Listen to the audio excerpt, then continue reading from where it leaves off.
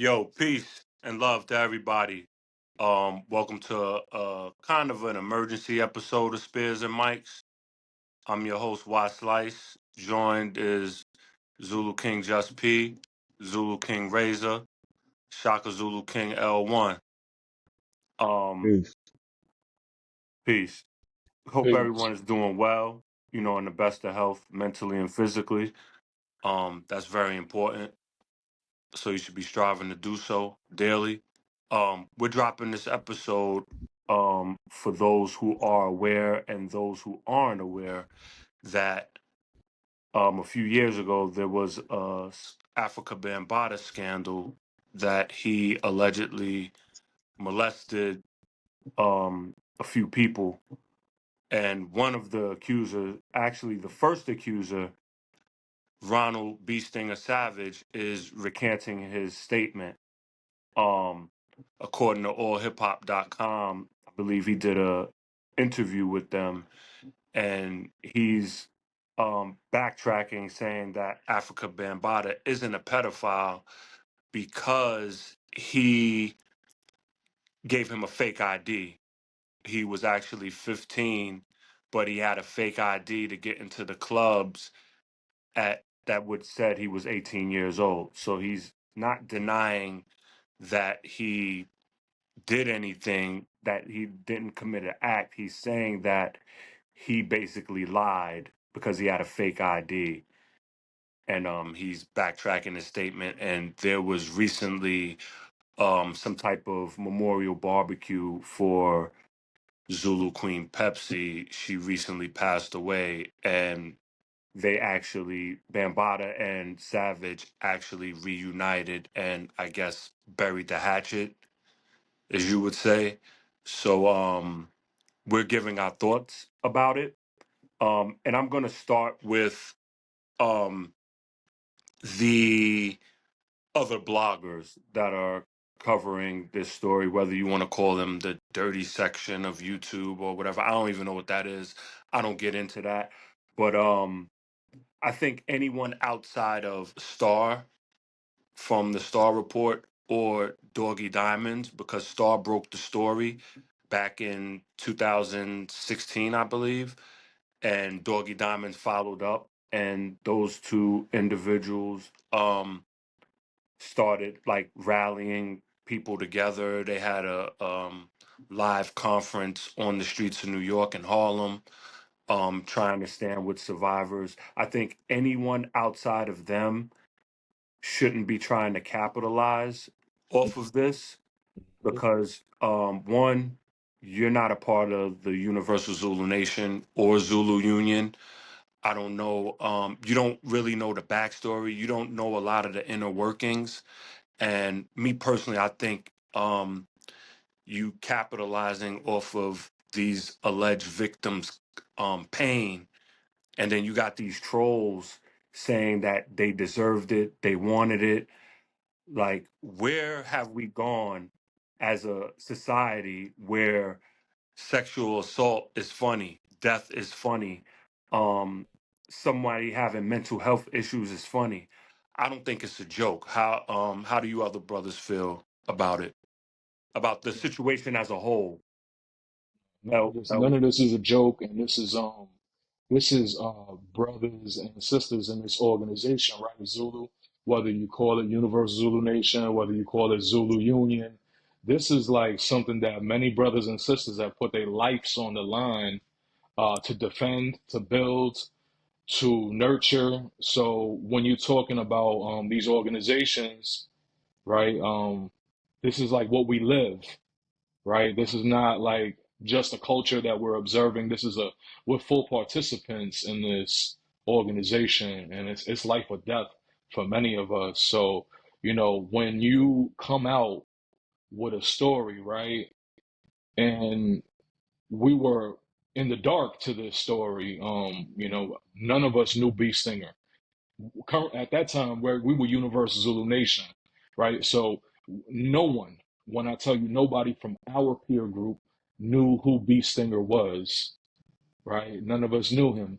And on the contrary, many of us knew who Poppy was, Shaka Zulu Poppy, Baby BO. We knew who he was based on our dealings with Shaka Zulu and being in Bronx River Day, so on and so forth. So when these two stories came out, around the same time, I really don't know if it was B Stinger's.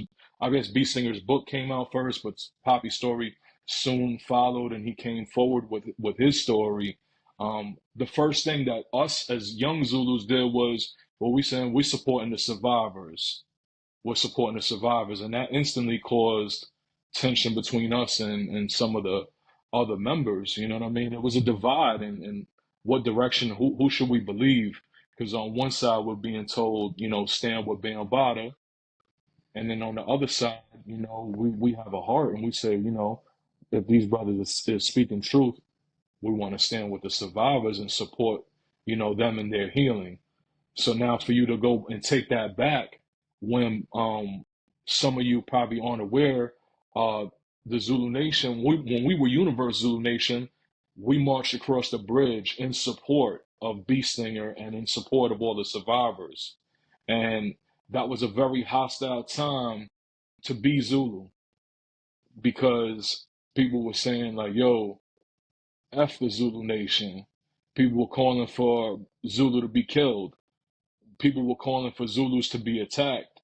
And I mean, if somebody would have approached one of us, someone would have been harmed because we would have defended ourselves and defended the organization. So, it was a crazy time. So to backtrack is like a slap in the face for us putting our life on the line. And I don't appreciate it one bit. Right. Yeah, absolutely. I gotta chime in. The problem I have with it is, as basically what L1 was saying, a lot of people put blood, sweat, and tears into this. We support the people that stepped forward and spoke up, and I'll be honest, I never met Poppy. I never knew of B Stinger until 2016. And to be honest with you, I've heard inklings of this story years before it even came out.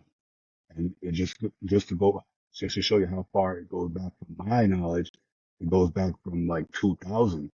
So you hear something like that, you kind of brush it off because if you're hearing it from one point of view, but you're not hearing it from other point of views, you don't really get the full gist of the story until it spreads out to other people. So to hear it come out and now the people who are first speaking up are backpedaling, to me, it really hurts. It really hurts me to my soul because me as a father, me as a brother, me as an uncle, I wouldn't want something like that to happen to my family, you know, and especially to somebody who's part of the Zulu Union, part of my direct friends, stuff like that. I take that to heart. I take Definitely. that to heart. People putting themselves on television, putting marching for a cause in solidarity and showing you that we're here with you. Right. Right. You know, P, before you say something, I want because a lot of people that are listening and that are going to listen don't know the bridge that y'all are referring to. And let me just give this information. I wasn't a part of the march because I had left the organization in 2009 due to the rumors, and we'll touch on that story because I think that part is important as well, which leads us to this today, right now at this point.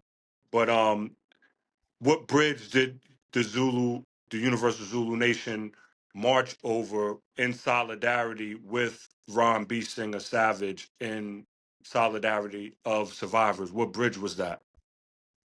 The Brooklyn Bridge. The Okay. Brooklyn Bridge. Okay. Yeah, we were Just P. marching from, I believe it was from the Brooklyn side of the bridge to the Manhattan side, or vice Right. versa from Right. Manhattan. Might have been Manhattan or to the Brooklyn side. I don't remember because that was 2016. But Right. I know it was a mob of Zulus that went for it, and we were on high alert. It was a lot of anxiety, a lot of pressure, a lot of stress. Dangerous times. We thinking we walking into the lion's den to support some of these brothers that experienced these terrible acts, and we were like ready to go at it with whoever. You know what I mean? So it was hostile. I think Right. it was in Manhattan from to Brooklyn, and there was From Manhattan to Brooklyn. yeah, and there was an Yeah, we event started that out we in was man. there, right? No, We I think we seen started out in Brooklyn to Manhattan. really because I feel like we met up in Manhattan, right? I'm pretty sure it Nah, didn't. No, but nah, either way, we met up in. no, go ahead. Sorry, we met up in Brooklyn. We walked over the Brooklyn Bridge into Manhattan. I think we went near City Hall. City Hall, right? That's what I'm saying. And that event was for, I Right. think it was Child USA, and what they were Correct. doing for the survivors, and Ron Savage was Right. speaking there. He was a guest speaker, right? Right. And right, to show you the climate and and what was going on, every hip hop outlet, every major news article, from Fox News to Rolling Stone to Vice to Source magazine, from the biggest to the lowest of media was covering this story, and everything was going against not even Bambaataa, but kind of the Universal Zulu Nation got swept up in this. So everyone's like, Universal Zulu Nation is public enemy number one, right? So we asked some of the brothers, are we going to have security provided to watch so we can march and focus on the march in support of the survivors? And only one person showed up, right? And I've been a part of Shaka Zulu, right, since 2000. And when we do marches, Shaka Zulu might be 40, 50 deep, surrounding the Zulus, protecting them on all sides, with the sisters in the back, closest to the Shakas. You know what I mean? So when we form, we will form very strategically. We will be very deep. And I know that wasn't a reflection of protecting the brothers and sisters. We were kind of left out there. I don't want to say to die, but no one cared to see, or whoever come against y'all, I guess y'all on your own. Because I think, to me, the brother, and I ain't gonna say his name, I feel like the brother was sent out there to spy and report on what took place and what our interactions was and what our role was versus the fact that we're there to support the survivors. You know what I mean? And this all goes back to Beast Stinger. You taking this back now. One of us could have lost our lives. You know what I mean? One of us could have lost our lives, and that would have been on you, because we did this to support you and our brother Poppy. And Poppy's never wavered. He's been firm on his stance, but you haven't. Right. One of the elder Zulus once said to somebody that they're a flip flopping fool. I heard that one time, and I feel like now you flip flopping. The thing that it raises to me in my mind is one, I mean, a lot of people, like you said, have been at risk for this in more ways than one, and definitely in a heightened sense when this situation came about. And that is definitely from Ronald Savage. What it shows is like two things can be true at the same time. So it could be true that he might have lied. The thing is that he lied to us either way. Either way, he lied to us, whether it was Right. beforehand or he got to and someone got to him and made him recant and retract his statement. Either way, lying to us and all those people, their time, their energy, getting with the Child USA people and all of that. That's a whole nother thing that who knows how it's affecting them and what they were doing towards. I think they were trying to. Right. I think their main goal is to eliminate the statute of limitations on such accusations and charges. I think that's the very basis of what they're settling to, like what they're hoping to do. But I mean, just to keep it on us. But how do I say this? Like we know victims personally, so you can't Let's call them then survivors. Let's look to call them okay, we can survivors. call them Yeah, you survivors. know what I mean? We Yeah. definitely know Out of them respect for personally. their experiences. Indeed.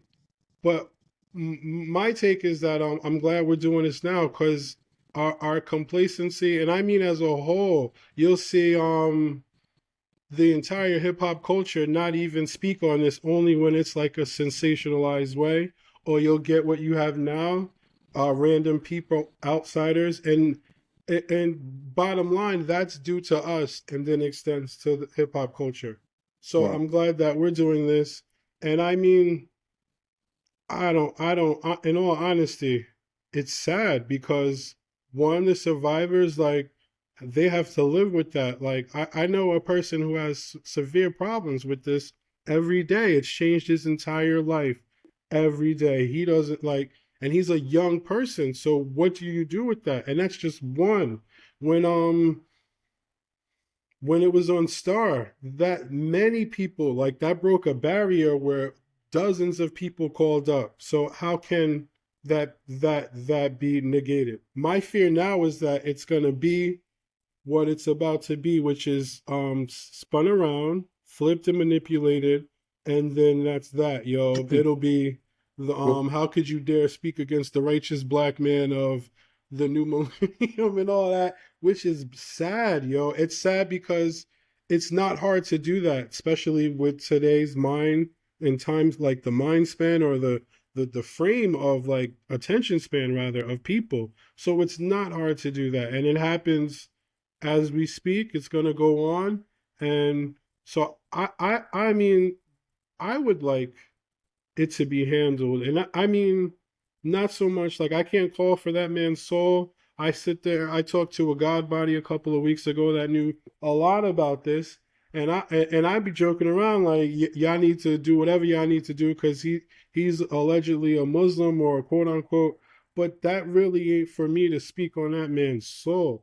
But I do want it to be um like known and acknowledged, good and bad, because again, like for me, one time that stuck out in my mind was watching Afrika Bambaataa speak in a Universal, and he wasn't articulate, he wasn't any type of intelligent, or he was, or, and I just remember saying to myself, oh, he must have something to be able to put this whole thing together, because the concept, idea, and theory, the ethics, if you will, of the Zulu nation is amazing. He wasn't it wasn't one doctrine. It was taking the right knowledge, whatever's truth from all doctrines, which was amazing to me because you get the Black Panthers. It looked like the Zulu Nation knew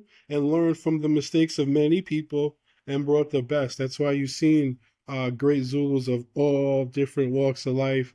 And I just remember looking at Africa Bambaataa one day, and he didn't seem real book smart, but whatever, whatever.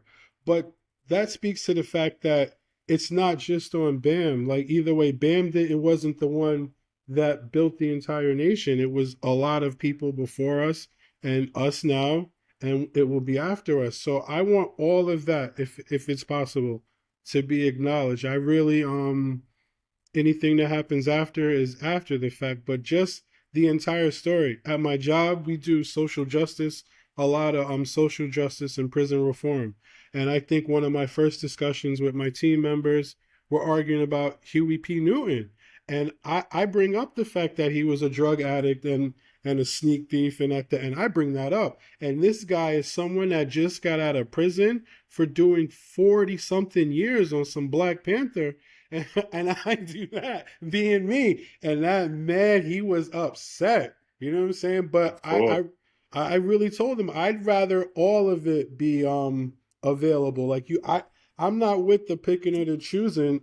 Um Hmm. I'm with picking your battles, kind of. I'm with strategizing, but I'm not with picking and choosing of basic moral things. You know what I'm saying? So I think if we're gonna, people as a whole, myself included, if you look at like Huey Newton, I think that should be acknowledged, that man did that and that man did that. I didn't agree with me having to hear it through fake conspiracy theories about Malcolm X being whatever. Dr. Martin Luther King having different, wives and family, and you'll use that to take away from what he's done, and maybe not, but that should be discussed and as best, So you're saying like, discredit. Don't right, discredit. We can speak on the duality right, right, of right, right, man, where the positive things, the positive achievements, his contributions, and we could also speak about our downfalls. And when I say right, our, because we all fall short of our goals, we all fall short of perfection, right? We're flawed individuals. Facts. You know what I'm right. saying? Right. I wanted to say, But that's a whole nother like thing than with that. that you said about the duality of man, because on one hand he's alleged to do these horrible things to people that Zulu members that were coming from, crazy backgrounds or might have had mental health issues, family, parents on drugs, parents non existent, low income housing. And then on the other hand, when I'm dealing with him, he's telling me about books to read, he's empowering me to be a leader. I never saw any of that, you know, Right. and I've traveled with him before. I actually was, we got a running joke that I was his driver, but I actually did drive for him, and I actually did take stage with him before, and I saw none of that, I did you too. know. I And did like too. I've known I know he's done a lot of good, but he has to be held accountable Exactly. for the these I agree. heinous, you know, claims.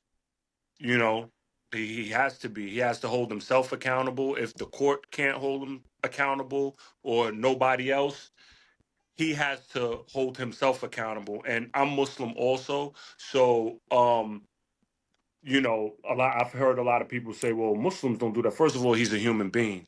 We're not infallible. We're human, and Exactly. I'm not making excuses for what he did or what he's being accused of or anything. I'm just saying we're humans and we make mistakes, but we can also atone from those acts, no matter what the act is. And as a Muslim, the thing that's not forgiven by Allah that we believe in is associating partners with him. So you can, not saying you can do with that whatever, because we're all gonna like do things, right? So, but to repent and show that you need to be forgiven, that you should be forgiven is the thing. Hiding, ducking, dodging, and I don't want to make this about Bam because we're supposed to be focusing on Ron Savage recanting his statement, but I Right, just right. wanted to put that out there that, for as much, you know, um bad or, these claims, he has done good. He has done a lot, to help people. A lot of us, here talking have bear witness to that. We bore witness to him, like he basically, him and the other elders raised us, You know, you the know. guidelines were the guidelines were our way of life. Right. But like Right. look When he at was young, right? no, continue. You One sure? second.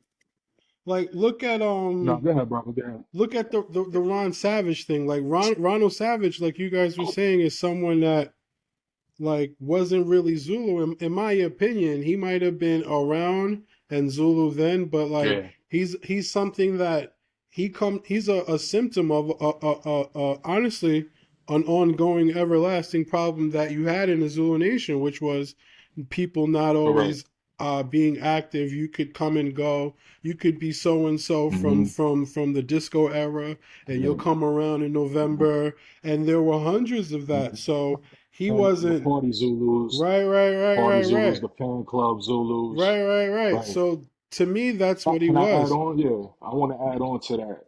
And this is not to defame him or discredit him, because the times that I've spoke to Ronald Savage off camera, when we marched across the Brooklyn Bridge, I had a lot of dialogue with him there, and I know it was crazy times, but from us, right? Like you talking to in this group right here, you got brothers that been a part of Zulu Nation since they was 14 years old. You talking the mid to late 90s, right? We all been a part of this. So all of us got almost 30 years in this organization, right?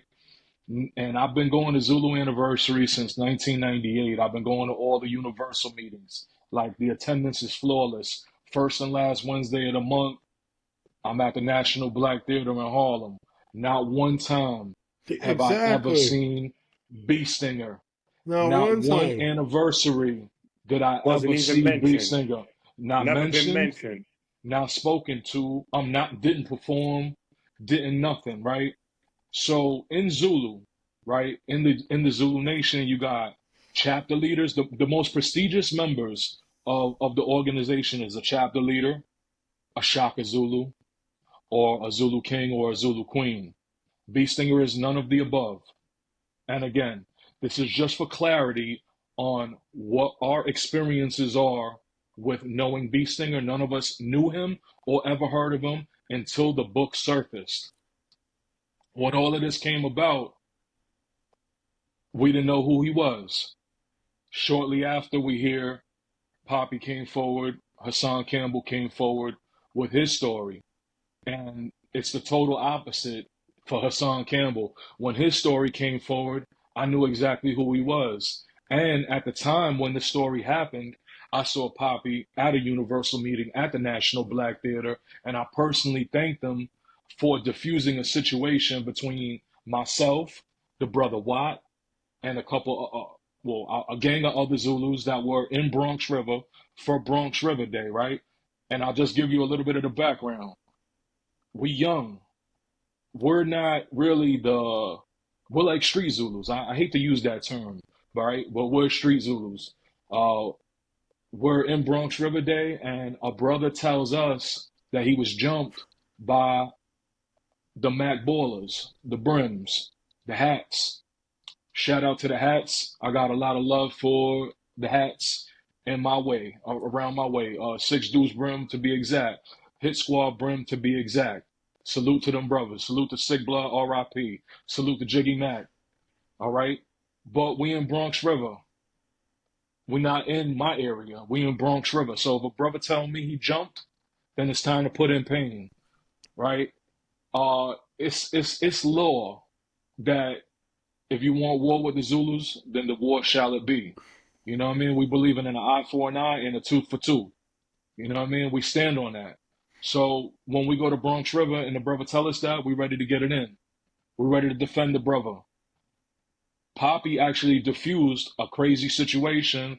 Myself and the blood homie, we arguing face to face. It's getting crazy. It's about to go down. It's probably going to be a situation that's going to lead to bloodshed. All praises due to Allah. The brother came through, broke it up, diffused the situation. We were able to just leave it alone. The brother picked the brother up that we was talking to and escorted him to the side and put him on and said, "Nah, not today. You ain't doing it." Had that not happened, we don't know what would have happened. And we But apologized to each other too after that. right, You right. know, Hmm. You know because what? the Mac Baller brother, the Mac Baller did say he had respect for Zulu. He did Right, say that. You, You know, right, and it was. Nah, go right. ahead. So when that happened, I wasn't familiar with the brother Poppy. I said, who is that brother? They said, that's Shaka Zulu Poppy. That's Shaka Poppy, right? Baby B.O. That's what they called him. Now we know B.O. to be Zulu King Bug Out, one of the most prestigious and legendary brothers in the history of the Universal Zulu Nation. A brother that passed away in 1995 that was murdered before basically all of us were around, right? So when you hear somebody being called Baby B.O., off the rip, we're going to give him the highest level of respect. Because I know that brother, if they calling him Baby B.O., then he earned that name. No Definitely. ands, no ifs, no buts. You know what I'm saying? And again, he was introduced to us by Bam and the elders. So we gave him the biggest respect possible. You know what I mean? So, and on the flip side, like I said, we never heard of Beast Singer ever. Not to discredit him, because I know he said he was a part of the organization from the late 70s. I know Lord Jamar have validated the fact that he was in the studio with Jazzy Jeff. I'm sorry, Jazzy J, Yeah, Pardon Self. You know what I mean? You know, and big respect to Jazzy J and all of those that was doing it before of us, because you know, at the end of the day, we're just speaking on our side and what we saw. You know what I'm saying? So B Singer doesn't have a resume like Poppy. So if you're trying to discredit his testimony and y'all continue to clash, it's gonna basically ultimately like kind of discredit each other. And I think that people are using these two brothers and pitting them against each other to discredit one another, build up the circus, build up the dirty side of YouTube, and keep this war flowing. And everybody's